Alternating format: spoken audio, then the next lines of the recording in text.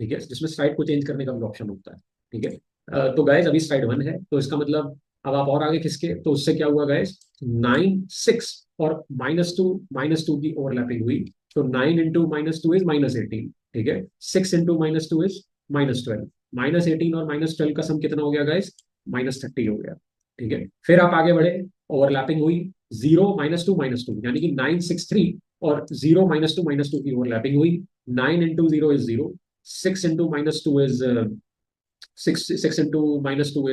-12, 3 × -2 is -6। तो guys -12 और -6 का आंसर कितना आया, -18। तो गाइज आप देख सकते हैं कि यहाँ पे जो फुल कन्वोल्यूशन है वो बिल्कुल वैसे ही हो रहा है जैसे हमने डिस्कस किया।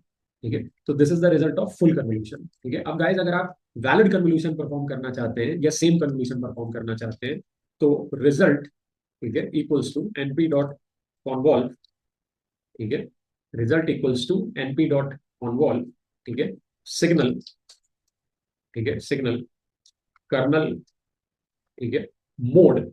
ठीक है, तो गाइज मोड बेसिकली क्या है आपका, मोड मोड हम कर देते हैं वैलिड, मोड को हम वैलिड कर देते हैं। तो गाइज आपको भी पता है कि अगर आप मोड वैलिड करोगे तो आपका आंसर क्या आएगा, आपका आंसर आएगा M - N+1 आएगा। तो M कितना है गाइज, हमारा M है 6। ठीक है, N कितना है, N है 3। M - N कितना हो गया, 3, और +1 इज 4। ठीक है, क्योंकि गाइज साइड 1 है, तो अगर आप डिवाइड बाई S भी लेते हो तो S तो नीचे 1 ही होगा, तो इसका मतलब आपका डिनोमिनेटर जब 1 है तो ऊपर वाला ही आंसर आएगा।